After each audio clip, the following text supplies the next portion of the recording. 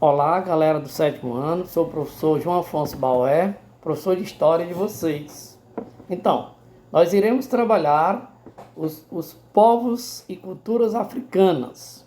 Então, como nós falamos dos povos e culturas africanas, nós podemos observar na imagem o mapa da África. E pela dimensão que temos, a África é um continente com mais de 30 milhões de quilômetros quadrados, não é? Tem dezenas de países e centenas de povos e culturas e línguas singulares. Então, esse é um continente de muitos povos. E aí, quando nós falamos dos aspectos físicos da África, nós podemos observar que o continente africano, com mais de 30 milhões de quilômetros quadrados, como eu falei para vocês, é o terceiro maior continente do mundo, não é? Ele tem hoje cerca de mais de 1 bilhão de habitantes, né? É muito povoado. O continente africano tem uma pluralidade étnica e cultural. Tem uma história milenar, porque o homem surgiu na África e por isso que ele é o berço da humanidade. O continente africano ele apresenta enormes riquezas e muitos países africanos apresentam baixos índices de desenvolvimento com diversos problemas sociais, como a miséria, a baixa qualidade de vida, a subnutrição e o analfabetismo. E o que nós podemos observar? Que um país de uma dimensão tamanha apresenta países ricos e países miseráveis. E observando o continente africano, ao norte do continente está localizado o deserto de Saara, o maior deserto do mundo, onde lá viveram os povos berberes, que depois andavam pelo mundo, não é? Eram os povos nômades. E também, um pouco abaixo ou ao sul do deserto de Saara, está o Sahel. É uma faixa de terra que liga o Oceano Atlântico ao Mar Vermelho. Nessa região, viviam os negros do Sudão, como os bárbaros, os bâmbaras, os sulas, os mandigas, os alçás e entre outros povos. E aí nós podemos observar que, baseado nesse contexto, nós respondemos os aspectos físicos do continente africano, certo? E ainda, falando ainda dos aspectos físicos do continente africano, nós encontramos nessa região do Sahel o Sudão, que é cortado por dois importantes rios, o rio Senegal e o rio Níger. Esse continente africano tem uma diversidade de povos e culturas étnicas. Baseado nesse contexto, nós iremos encontrar um dos principais povos do continente africano, é o Império Mali. O Império Mali, ele foi um estado africano localizado no noroeste da África. Ele estava próximo ao rio Níger e que teve seu domínio durante os séculos 13 e 14.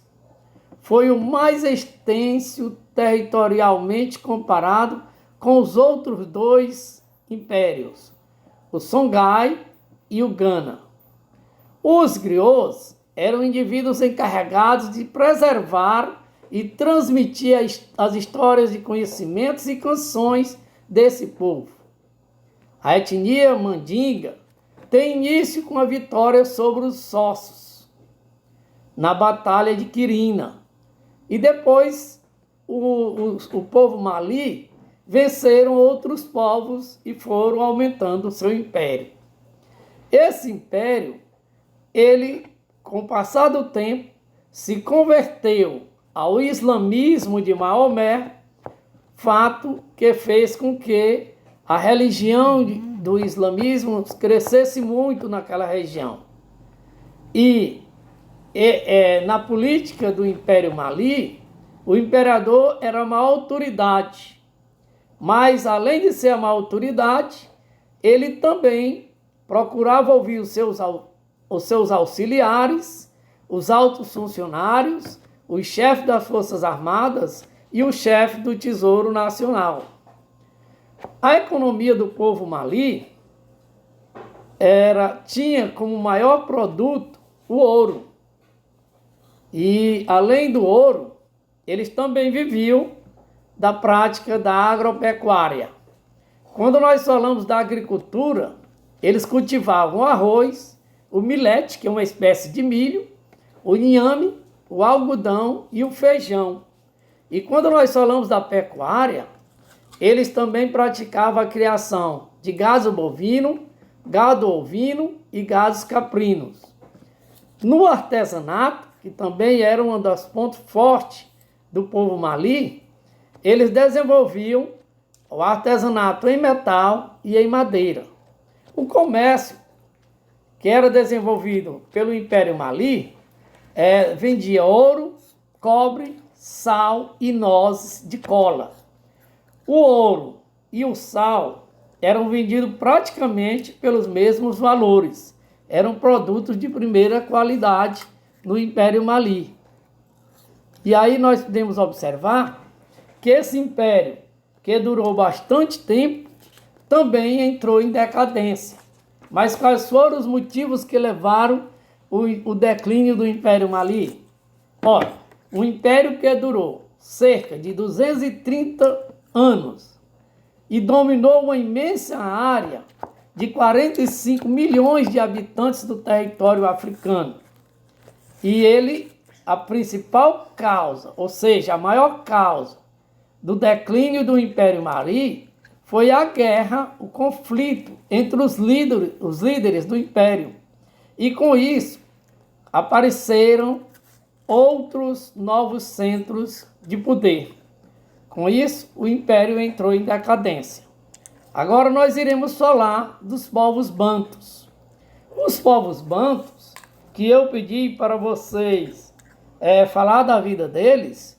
Então, os bantus é um grupo étnico africano que habitava a região da África, mais ao sul do deserto de Saara. A maioria dos mais de 300 subgrupos era formado por agricultores que viviam também da pesca e da caça. Eles usavam a só língua, que tinha como matriz a língua banta. Organizaram a maior migração da história da humanidade. Foi deles, dos bantus, a migração que durou 2.500 anos. Imagina vocês uma migração durar 2.500 anos. Não é?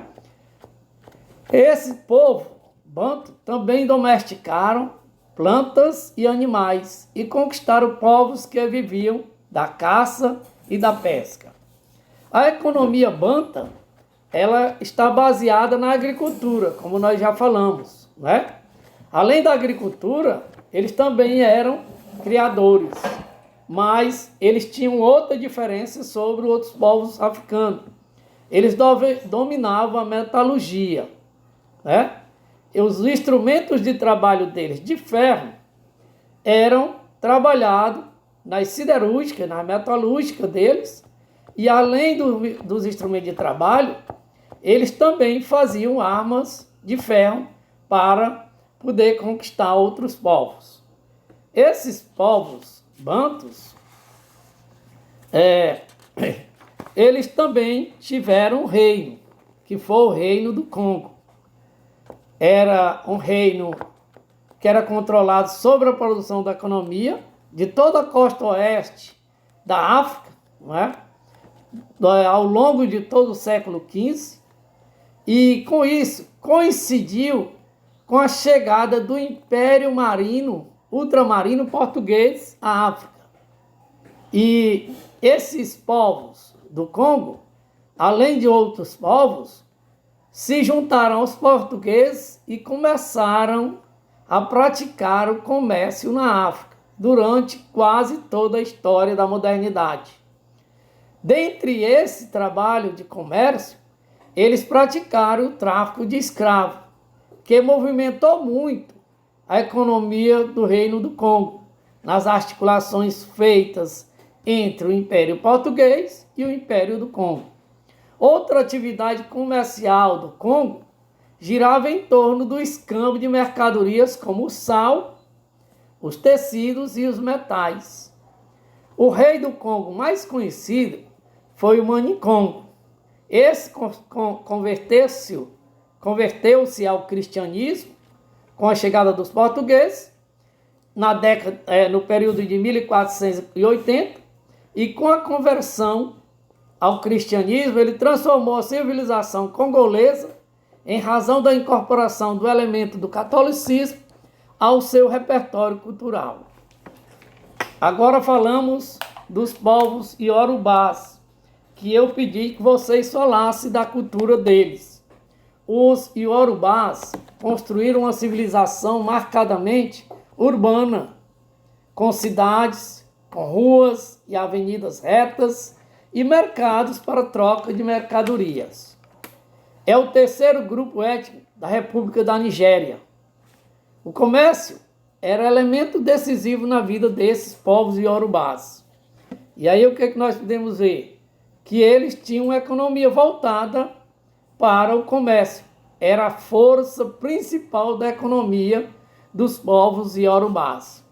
Os comerciantes dos povos iorubás, tanto homens como as mulheres, eles circulavam quase todo o território africano em canoas e por terras, nos rios e por terras, carregando mercadorias das florestas, como couro de animais das florestas, como metal e marfim, e também levavam tecido e sal.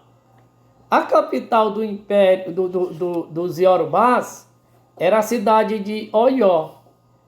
Tinha um bairro especializado em curtume para trabalhar os couros dos animais que eram abatidos. Além dos curtume, ele tinha também serralharia para trabalhar a madeira. E além da serralharia, ele tinha metalúrgicas para trabalhar a fundição do ferro. E a cidade de Ifé é uma das mais importantes cidades dos povos iorubás. Ela é tida como uma cidade sagrada. Para eles, foi ali que tudo começou. E eles dizem que ali é o umbigo do universo. Um dos maiores líderes dos iorubás foi Oni. Era o líder político e, ao mesmo tempo, era o líder religioso. E aí, nós vimos os povos e as culturas africanas. E aí eu fiz uma pergunta a vocês, que vocês falassem da presença da cultura africana na cultura brasileira. E o que nós podemos observar, que o estado da Bahia é o principal polo de irradiação africana. É lá que é desenvolvida a maior cultura afro-brasileira no Brasil. Os africanos, eles contribuíram muito para a cultura brasileira em uma enormidade de aspectos. Dentre eles, nós podemos citar a dança, a música, a religião, a culinária, o idioma. Nós podemos ver que na dança, tanto o gingado do samba como a capoeira, as músicas do Olodum e outros grupos baianos, a religião, o candomblé, a umbanda, na culinária, o acarajé, o feijão, e no idioma, as palavras que nós herdamos desse povo. E a influência da cultura africana no Brasil é também evidente na culinária regional, especialmente no estado da Bahia, onde foi introduzido uma palmeira africana, e dessa palmeira eles extraem um azeite de dendê. E aí eles produzem alimentos colocando o azeite de dendê. Então, essa foi a nossa aula de história do sétimo ano. Fique em casa e até outro encontro.